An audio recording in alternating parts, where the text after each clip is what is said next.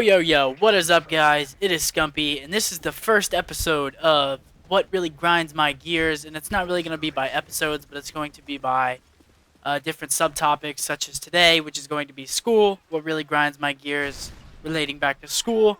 But I'm doing this on Sunday, Mother's Day, and I hope everyone had a great Mother's Day. Hope you bonded with your family, with your mother, and had a really good day.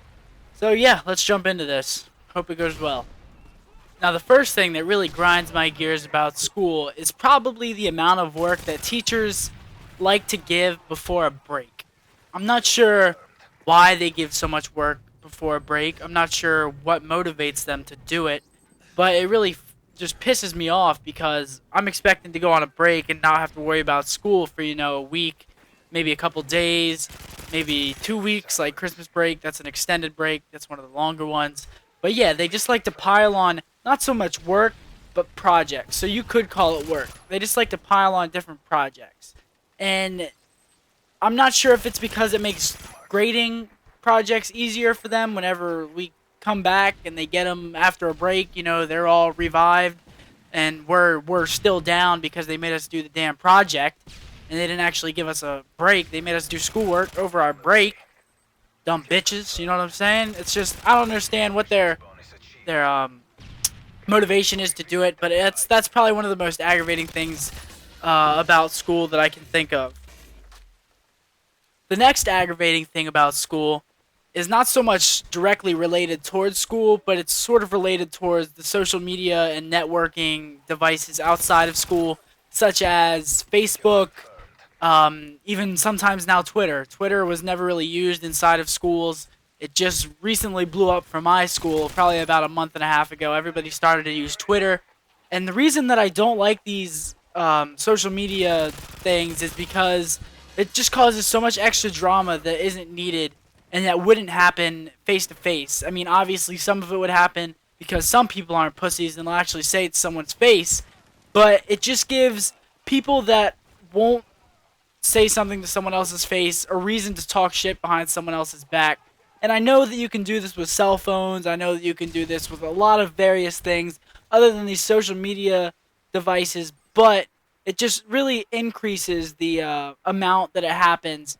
And what I see a lot is with boyfriends and girlfriends, and they always it's a shit storm whenever they break up, and then they take it right to Facebook, and then all their friends butt heads, guys and girls, some of them get mad at each other. It's just a whole I don't even know, explosion of hate and of different various fights that break out because of one little breakup. It's high school. I mean, relationships, they're fun, but they're never going to last. I shouldn't say never, but most of them aren't going to last forever. And eventually you will break up, so there's no reason to really freak out about it. But the story that goes along with this is this one girl had sex with the other girlfriend's boyfriend.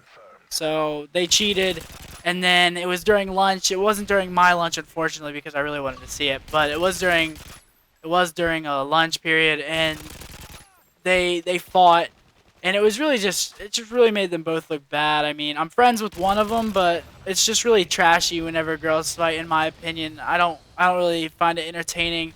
I just find it sort of demeaning towards them and just gross, really. But it was something that, like, the video got posted on Facebook afterwards, and then it just made both of them look so much worse. And I don't know. Here I get my Moab getting off topic, but that's really the second thing that really grinds my gears about school, and that is, to sum it up in a summary, the use of social media devices to provoke various fights and other things during school. The third thing that really pisses me off about school is whenever somebody that's not so fortunate and isn't that smart will bash on somebody that's really fortunate and smart, and because they get good grades, that the unfortunate person will sit there and they'll be like, "Oh, you're so gay. You're so smart and you get such good grades." And it's really not something that you can get mad at someone about if they're trying to excel and they're trying to do their best and they're trying to make a better future for themselves. Why would somebody else sit there and make fun of them and, demean them or ridicule them because they're getting good grades? It doesn't really make sense to me why people do that, but it happens a lot. And I see it happening a lot. Like whenever you get your test back, you're sitting there, you look over, well, this happens with me, but you look over and you see somebody gets 100, and like I'll say jokingly, like, "Oh, damn, I wish I was as smart as you," or like, "Damn, that's a good grade," or something like that.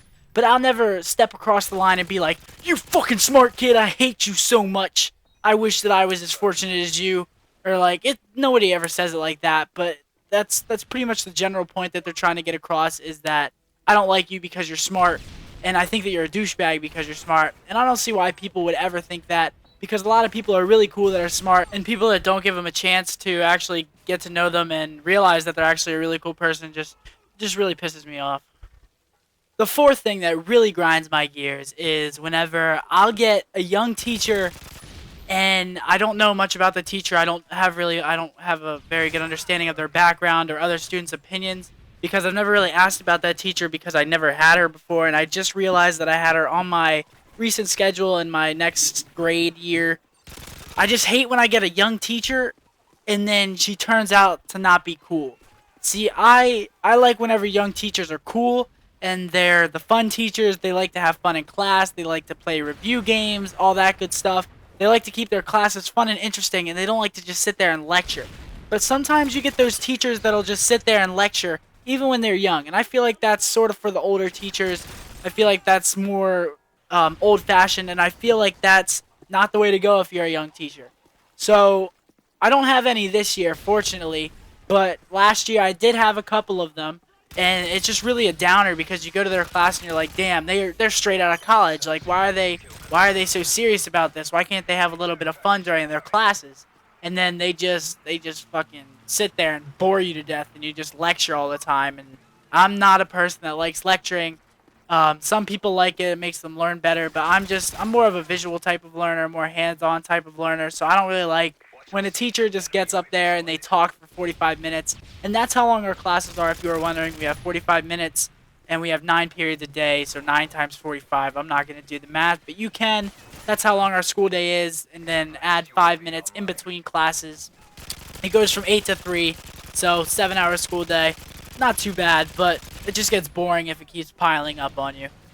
The last topic that I want to cover for something that really grinds my gears during school is the fact that homework plays such a big part on your grade, and not so much for me, but I'm saying this for some of my other colleagues in school, and it's because if homework didn't weigh so heavily on your grade, these people would have such good grades because they're just so naturally smart, and they don't have to do their homework, and they don't have to really do anything outside of school to be able to maintain a really high GPA.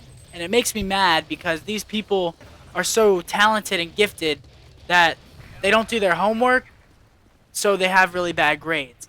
But if they were to do their homework, their grades would stay pretty much the same. You see what I'm saying? Like, homework should be optional, in my opinion, because if you need the extra practice, then you should be doing your homework. And if you don't need the extra practice, then why should you have to do it? Like, it's just busy work. You know what I'm saying? It's not mandatory for you to do to be able to learn the new material that the teacher is teaching you. And I don't know. Homework just seems pointless to me as a grade, not really as so much a thing to do, because homework definitely helps sometimes whenever you don't understand something. But that's the last thing that I wanted to address. Thank you for watching. I hope you liked the first episode of this series. As always, like and favorite if you enjoyed the video.